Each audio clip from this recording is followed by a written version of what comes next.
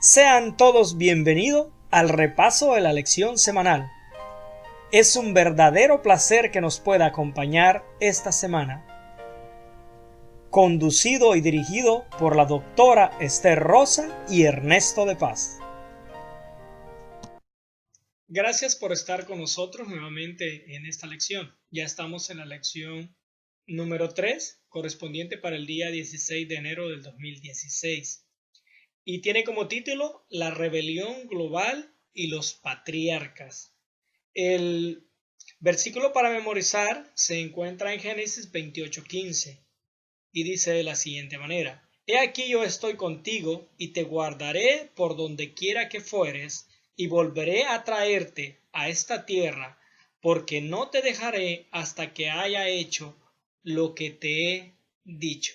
Vamos a tener una oración para continuar con la lección. Oremos. Señor, gracias infinitamente te damos, porque tus maravillas las podemos ver cada día, Señor. De cuántas cosas nos has librado, a cuántas personas tú has protegido y nuestros ojos lo han podido ver. Tu misericordia ha sido con nosotros. Hoy has permitido, Señor, que podamos estar en una lección más, poder aprender un poco más en relación a tu palabra, en relación a las enseñanzas que tienes para con nosotros y para los que están escuchando. Sé con ellos, acompáñales y acompáñanos a nosotros también, que tu Espíritu pueda predicar en este momento. En el nombre de Dios Jesús pedimos y oramos. Amén. Amén. Bien, es una lección muy, ¿cómo se llama? Hablando de rebelión, ¿no? Rebelión global y los patriarcas. Eso es, la palabra patriarca, ¿qué significado tiene? Pues lo busqué en un diccionario bíblico y se refiere a padre o jefe de una tribu o familia. Y hay varios ejemplos allí: David, los hijos de Jacob, Abraham. También se refiere a los jefes de las familias anteriores al tiempo de Moisés, especialmente la línea de hombres piadosos que se da en Génesis 5. Son señalados con frecuencia con este título, aunque no en la Biblia. En un patriarcado, el derecho de gobernar residía primero en el fundador de la raza o tribu y en generaciones sucesivas en el primogénito. Vamos a ver más adelante que es por estas atribuciones que tal vez Jacob se peleó con su hermano, robándole la primogenitura, porque prácticamente era un privilegio llevar el título de patriarca. Definitivamente era así. ¿Qué vamos a ver en esta lección? ¿Qué tenemos para este repaso? ¿Qué Mira, vamos a aprender hoy? lo primero que vamos a ver es que en la historia de la vida de los seres humanos, o sea, de todas las épocas del pasado, como también en el presente, ellos tienen un papel que jugar en este conflicto entre el bien y el mal. ¿Cuál es la diferencia en creer y no creer? También, cuando las circunstancias parecen superar los propósitos de Dios, ¿qué hacer? También vamos a ver cuando nuestras vidas no resultan como nosotros habíamos planeado. O sea, ¿qué también nosotros podemos hacer? Y una de las cosas que más me llamó la atención de la lección de esta semana es de que la rebelión que pasó en el cielo comienza a extenderse aún más. Esta semana vamos a estudiar varios ejemplos de ellos. Vamos a estudiar a Caín y Abel, vamos a ver por qué el diluvio, que tiene que ver con esta rebelión, con este conflicto entre el bien y el mal. Vamos también a estudiar a Abraham, a Jacob y Esaú, y a José y sus hermanos. Entonces, prácticamente esos son los puntos que nosotros vamos a ver. Bien, entonces pasamos al domingo, que es Caín y Abel. ¿Sabes qué me llamó la atención? Yo siempre he escuchado decir de que cuando se le dio la promesa a Adán y a Eva, ellos esperaban el nacimiento del Mesías. Ves que a ellos se les dio la promesa, ¿no? Sí. Y a mí a veces, porque la Biblia no, literalmente tú no encuentras un contexto, por decirlo así, que ellos esperaban que naciera este hijo. Se les dio la promesa, sin embargo, como ya pasaron tantos años hasta nuestras generaciones, tantas generaciones, ya a uno se le hacen como ilógico pensar eso. Pero me llamó la atención algo, el nombre Caín. ¿Qué significado tiene el nombre Caín? Y fíjate que significa redimido. Y definitivamente a mí me cambió totalmente al escuchar, si hoy en adelante voy a escuchar una expresión que diga, Adán y Eva esperaban la redención en sus días, lo voy a creer inmediatamente por el nombre de Caín. Sí, sí. Y podemos ver el caso del nombre de Seth, ¿no? El Seth es como el significado que tiene en inglés, tiene el mismo significado. Imagínate el chasco y la tristeza de Adán y Eva cuando muere Abel, o sea, quien ellos creían que ese era el Mesías, el quien lo iba a ellos a redimir, y de repente pues este hijo muere. Pero la tragedia más grande de la historia de Adán y Eva, y especialmente de Caín y Abel, es de cómo es posible que ellos fueran de la adoración a la tragedia. Porque recuérdate que allí fue donde empezó todo entre Caín y Abel. Ellos estaban adorando a Dios. Ellos estaban haciendo sacrificios. Y de ahí terminó en la tragedia. Y esto me hace pensar, yo me quedé pensando, digo yo, ¿cómo es posible que alguien pueda ir de un extremo al otro? Y me llegó a la mente cómo empezó todo, o sea, el inicio fue una desobediencia. O sea, entre Adán y Eva, fue una desobediencia. Ahora entre Caín y Abel, ¿qué fue lo que originó todo esto? Una desobediencia. Una desobediencia. De allí llega esta desobediencia, conduce a la rebelión y de la rebelión hacia la muerte. Imagina la reacción de Adán y Eva al darse cuenta de que su hijo mayor, el redimido, el que ellos creían que era el redimido, mata a su hermano. Prácticamente ellos perdieron a sus dos hijos. Porque Caín ¿Sí? fue desterrado, ellos perdieron a sus dos hijos. Después de esto vino Set. Entonces, pero en el momento, imagina esta reacción, fueron nuestros primeros padres, vieron la primera muerte. Y todo esto consecuencia del pecado. Sí, de la desobediencia de ellos. Y nosotros podemos ver allí, y yo creo que en lecciones pasadas, en el trimestre pasado, nosotros tocamos este punto. Y creo que vale la pena tocarlo de nuevo. Y es de que Dios había implantado un sistema de adoración. Y había dicho cómo este sistema de adoración tenía que ser. Entonces, pues nosotros vemos en la historia de estos dos hermanos que Caín, pues se le hace lógico que si él es pastor de ovejas, agricultor, le lleve a Dios lo mejor de lo mejor. Pero de nuevo, eso no era lo que Dios había pedido. Y fíjate que esto es así, lo que Dios no había pedido, que en el versículo 7 de Génesis 4 nosotros encontramos a Dios explicándole a Caín, o sea, en qué estuvo su maldad o de su desobediencia. Dice, si bien hicieres, ¿no serás enaltecido? Como quien dice, o sea, si tú hubiese obedecido, o sea, yo hubiese aceptado tu ofrenda. Y sigue diciendo, y si no hicieres bien, el pecado está a la puerta. Con todo eso, a ti será su deseo y tú te enseñorearás de él, hablando del pecado. Y el versículo 8, parece que a Caín no le gustó esto, o sea, que Dios le estuviera diciendo, oye, tú hiciste mal, o sea, tú desobedeciste a las órdenes. Y dice que Caín se levantó contra su hermano Abel y lo mató. ¿Sabes qué otra cosa también que es consecuencia de eso? Es la reacción. Por ejemplo, Si vemos, por ejemplo, Caín es el primer hijo varón nacido, ¿no? Ujú. Prácticamente salió del Edén, es el primer pecador después de Adán y Eva. En este caso, las reacciones, por ejemplo, la reacción de Adán comparando las reacciones de Adán con las de Caín, por ejemplo, cuando Adán pecó, en Génesis 3:10 aparece, él aparece como asustado, aparece avergonzado. Pero Caín está enojado, eso lo puedes ver en Génesis 4:5. Es cínico, es rebelde, versículo 9. En lugar de ofrecer una excusa, como hizo Adán, Caín dice una mentira flagrante. Entonces, si bien vemos, a pesar de que Adán pagó las consecuencias del pecado, a Adán se le dio una promesa. Sin embargo, a Caín fue desterrado. Tiene que ver la reacción que nosotros tomamos.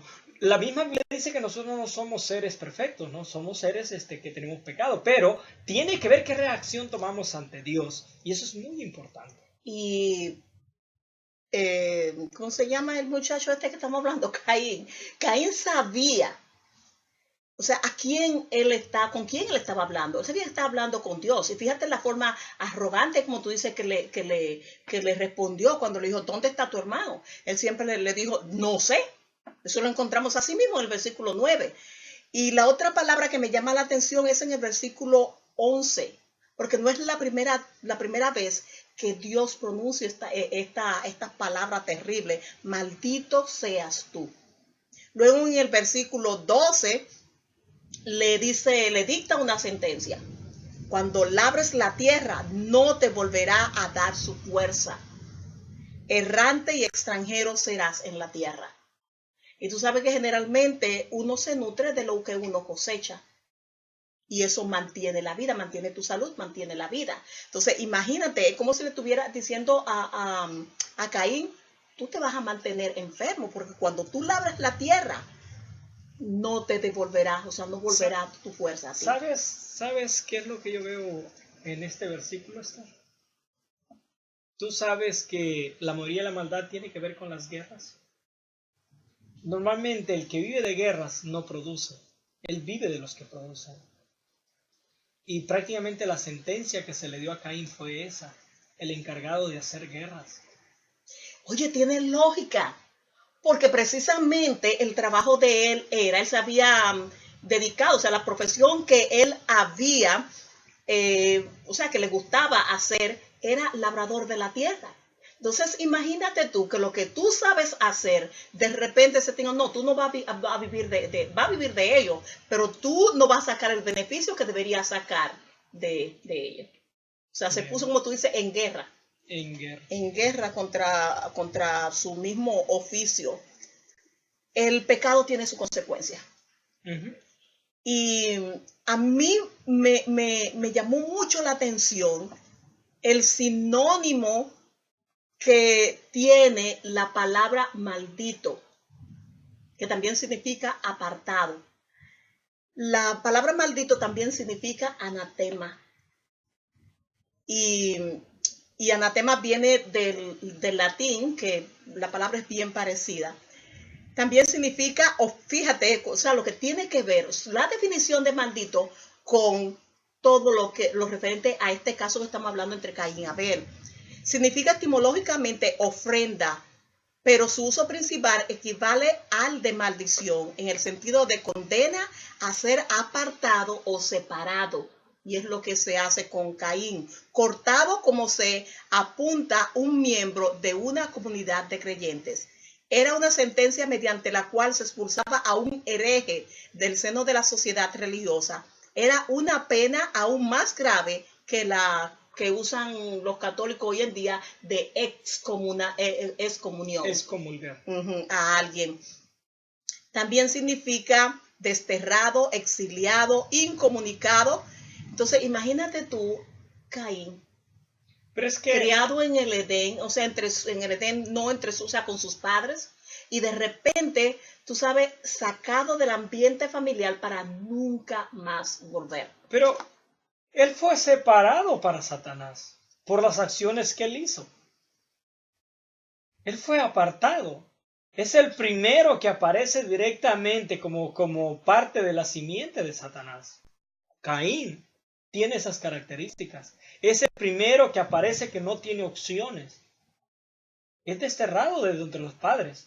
Es apartado. Me refiero, está en contra de la manera de pensar. ¿Y sabes cuál es la tristeza de todo esto? Nosotros lo podemos ver ayer en la lección del lunes. Es que este problema comienza a extenderse tanto que dice el relato bíblico, refiriéndose a la época antes del diluvio, que la maldad de los hombres comenzó a expandirse por toda la tierra. Dice que comenzaron a desobedecer abiertamente a Dios, comenzaron a hacer mezclas prohibidas. Dice, andaba buscando el versículo bíblico, lo tenía pero se me perdió, así que ustedes por favor búsquenlo, de que comenzaron a actuar contra natura e inclusive hace la comparación con los días de Sodoma y Gomorra. O sea, donde se practicaba la homosexualidad y habían muchos problemas de sexualidad de una forma. Fíjate, Esther, que me llama la atención, por ejemplo, lo que se dice de Noé, y tiene que ver con todo esto. Por ejemplo, dice que Noé era un hombre justo y un hombre perfecto. ¿Y qué es la perfección que nosotros perseguimos? Es la perfección de Jesucristo, ¿no? Nosotros buscamos la perfección como Cristo fue perfecto. Eso es lo que nosotros buscamos. Ahora, lo que podemos ver hoy en estos días, podemos entender quizás mucho más como en los días de Noé. Podemos entender mucho más eso por los niveles de cambio que se está viendo en la sociedad. Por ejemplo, hoy es muy común ver personas buscando hacer cosas diferentes. Los mismos alimentos están modificados. Las mismas personas ya no están haciendo, como dijo Pablo, el uso natural de las cosas, sino que están desobedeciendo de la manera que Dios los creó. Prácticamente le estamos diciendo a Dios, Creador, tú te equivocaste. Tú te equivocaste si me hiciste de un género, me hiciste de otro género, te equivocaste con la comida que me diste. Y yo voy a modificar la comida como a mí me place, porque tú te equivocaste, tú cometiste errores. Y cuando la palabra de Dios dice que Noé era perfecto, es porque Noé respetaba las leyes con las cuales había sido creado. Él seguía las leyes de que Dios había establecido. Y los demás se habían apartado totalmente. Y tú sabes que eso es una gran esperanza para nosotros en estos últimos días, porque la tierra se ha llenado de violencia. Nosotros vemos violencia por donde quiera. También los seres humanos están yendo contra natura, como tú dices, o sea, en los alimentos, en todo. Sin embargo, así mismo como nosotros vemos de que en ese ambiente se encontró alguien justo, es posible que también en este tiempo nosotros podamos también ser considerados personas justas. ¿Te recuerdas de lo que se dice de Jesús? Cuando se le dijo, hemos hallado el Mesías. Dice, pero de Nazaret puede salir alguien, algo bueno. Porque parece que no era una ciudad, tú sabes, muy buena, por así decirlo. Parece que tenía su reputación. O sea, y si de allí pudo salir el Salvador del mundo, o sea, donde fue criado, yo creo que no es excusa para nosotros poder brillar para Dios, no importa en qué medio ambiente nosotros estemos viviendo o nos hayamos desarrollado. La lección del martes habla de otro patriarca, de Abraham. Y tú sabes, Ernesto, que al yo leer la historia de Abraham, eso me dio esperanza. Esperanza en este gran conflicto entre el bien y el mal. Y déjame decirte por qué. Porque parece que la maldad era mucha. Mucha. Y esto ya estamos hablando después del diluvio. Porque Abraham vino después del diluvio. Sin embargo,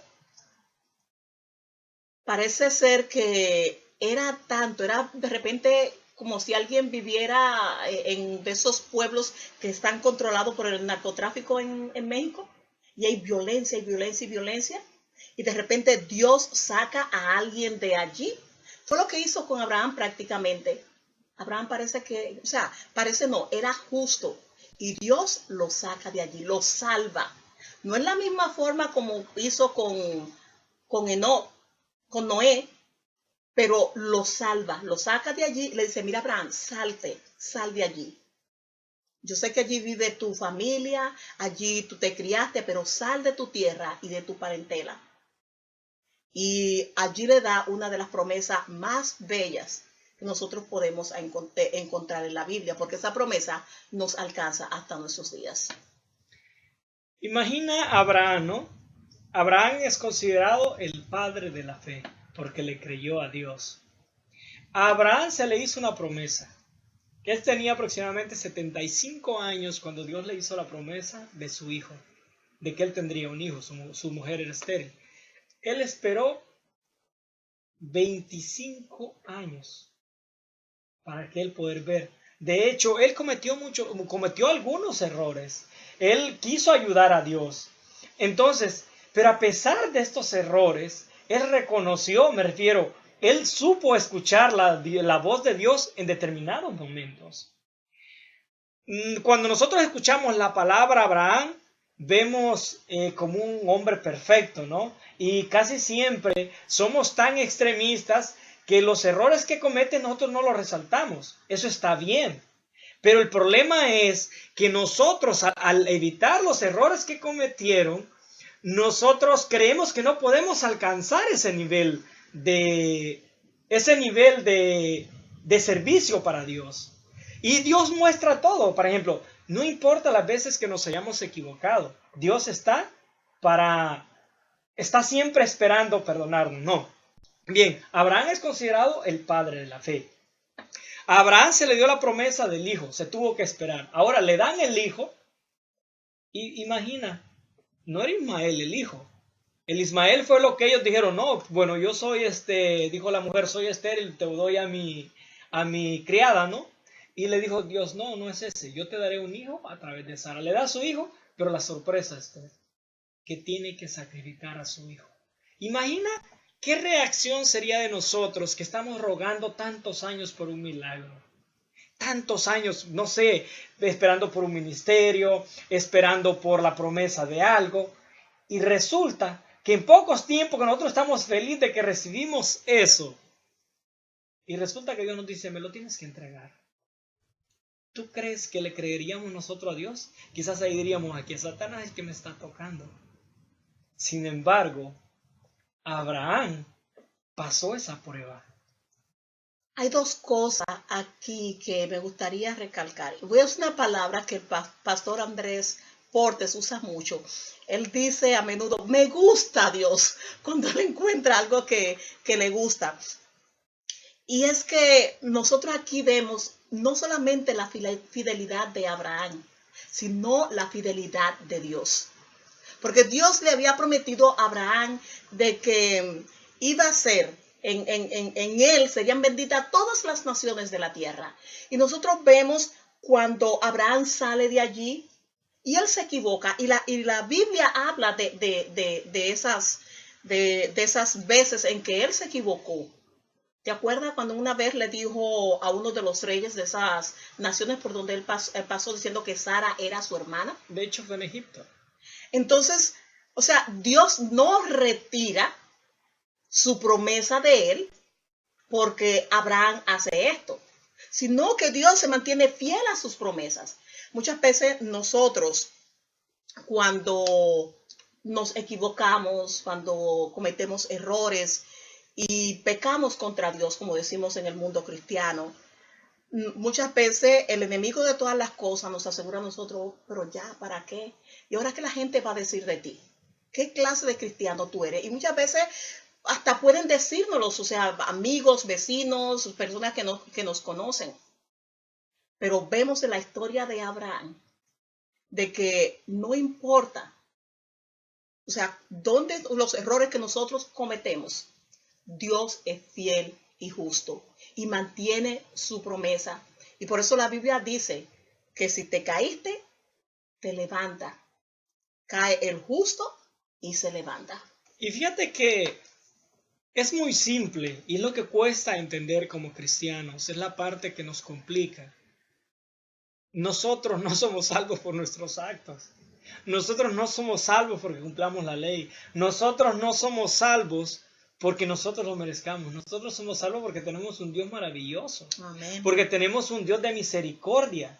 Y esta lección está muy interesante porque estamos viendo prácticamente la parte negativa del ser humano para entender la grandeza del Dios al cual servimos. Y tú quieres un personaje, yo creo, donde tú puedes ver más esto que en la vida de Jacob. O sea, entre el conflicto entre estos dos hermanos, entre Jacob y Esaú. Mira, allí nosotros vemos rebelión, nosotros vemos conflicto, pero vemos también esperanza. Y hay algo en la Biblia que dice que todo lo que el hombre sembrar, eso mismo va a cosechar. Y fíjate que en la vida de Jacob nosotros vemos este principio de vida. Por ejemplo, él sembró mentiras. Él sembró engaño. O sea, entre él y su hermano. Él se va corriendo por su vida. La mamá lo manda a la casa de parientes de ella, donde la van. ¿Y qué es lo que sucede allí? Cosecha lo mismo. Mentiras y también engaño. Porque como dice la Biblia, Dios no puede ser burlado. Todo lo que el hombre sembrare, eso mismo va a cosechar. Así que la vida de Jacob es la vida de muchos. ¿Y tú sabes qué significa la palabra Jacob? Engañador. Engañador. Esto es, ¿cómo se llama? Vuelvo y repito, es un Dios maravilloso al que nosotros servimos. La vida de Jacob fue de desastres. Pareciera de que él andaba robando identidades a la hora de nacer. Dice que él sacó primero la mano, le pusieron un listón y resultó que ya ahí iba robando. Ya iba robando, él robó la primogenitura desde ese momento. Ahora, esto nos muestra de que no es que nosotros seamos seres perfectos. Es la maravilla de Dios, es lo grande de Dios. Pero ¿sabes qué hizo Jacob? Es cierto que esa fue la vida de Jacob. Y es cierto de que él cosechó lo que él sembró.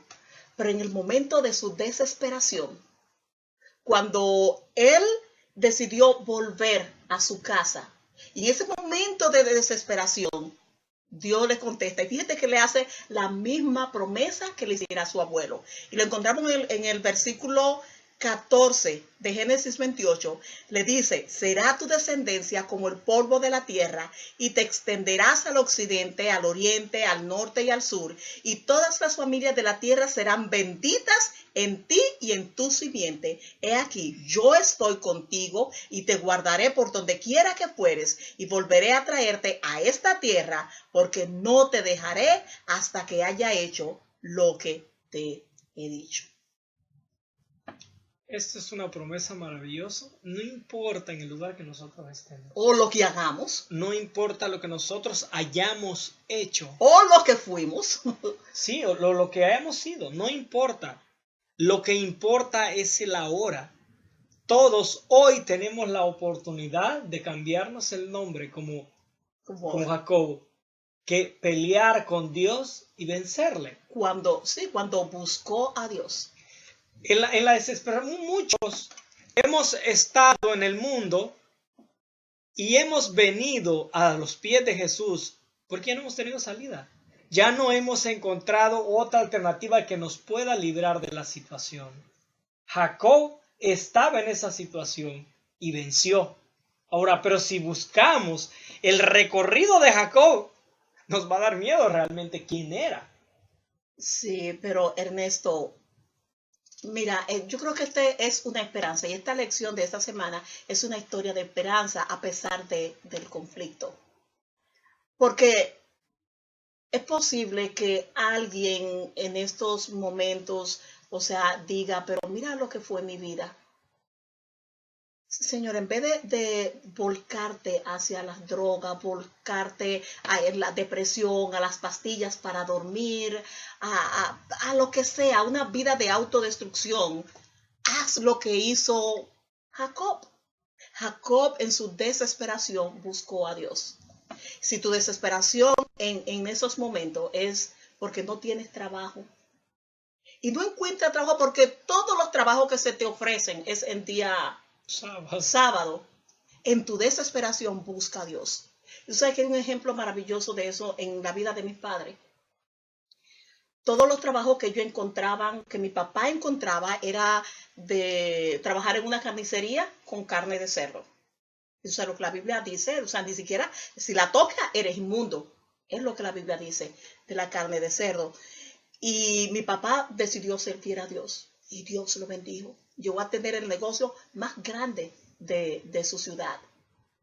Porque la promesa de Dios es para todos sus hijos, que en la desesperación hacen lo que hizo Jacob, buscó a Dios. Y Dios le dijo, será bendito toda la tierra, o sea, toda el resto de la tierra por ti.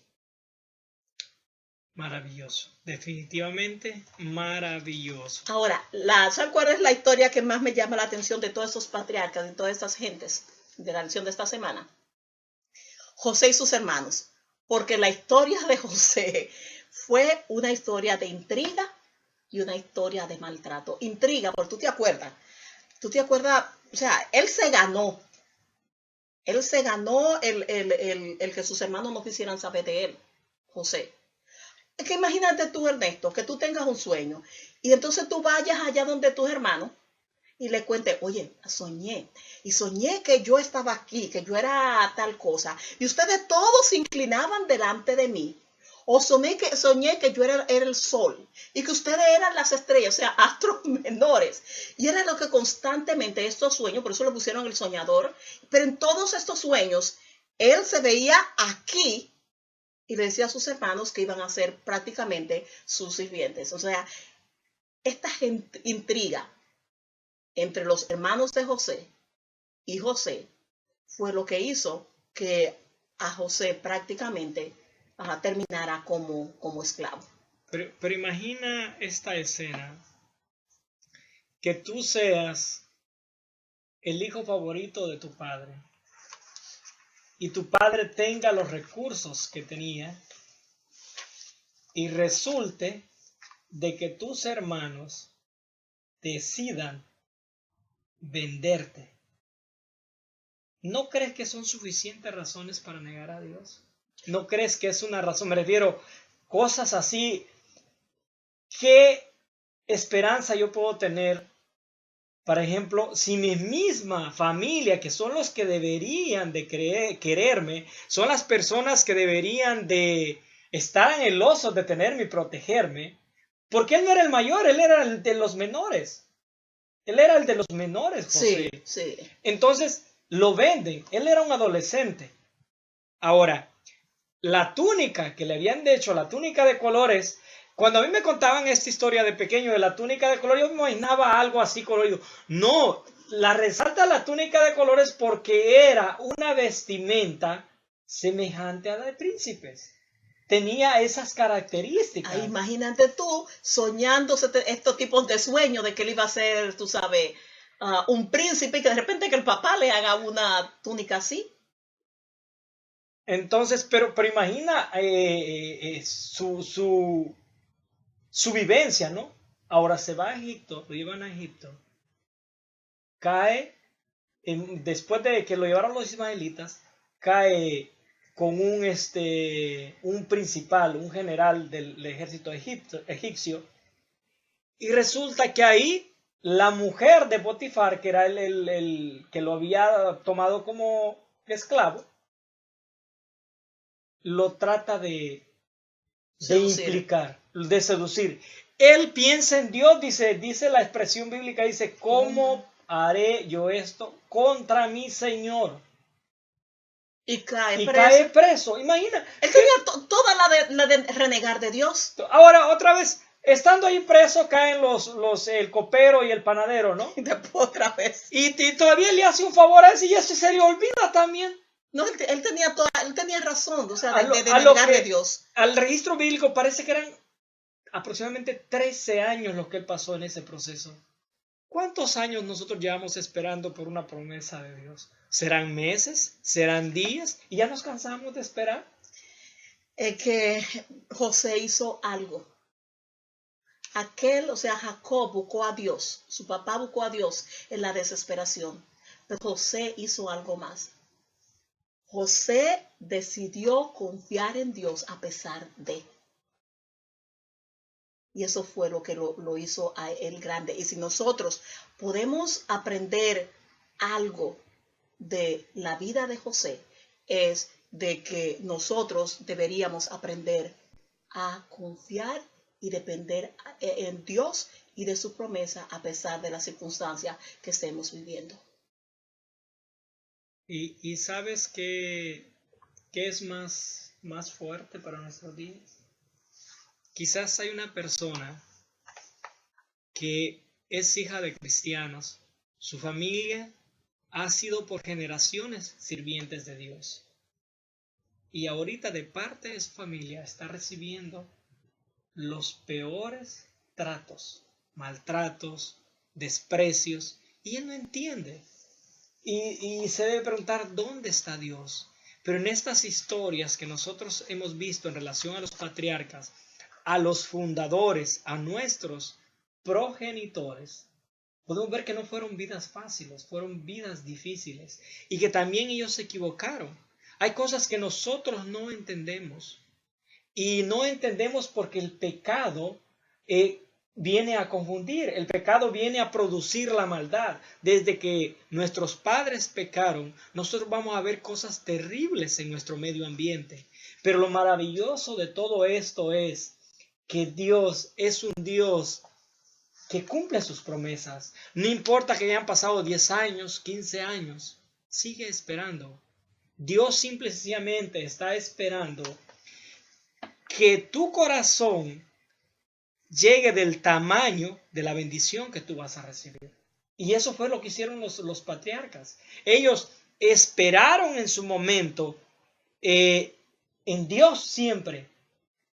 Y a pesar de los errores que cometieron, no importa los errores que hemos cometido, lo importante es el ahora. Si estamos escuchando este mensaje es porque Dios tiene una oportunidad para ti, tiene una oportunidad para mí. Hoy nos está diciendo, yo los salvo, no porque ustedes se lo merezcan, yo los salvo porque yo soy un Dios de misericordia. ¿Y la salvación es algo? Es gratuita. Y mira, hay algo aquí que me gustó mucho, lo quisiera compartir.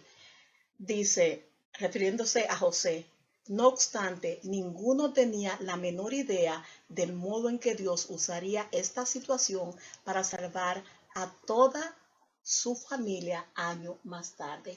Y es exactamente lo que tú dijiste.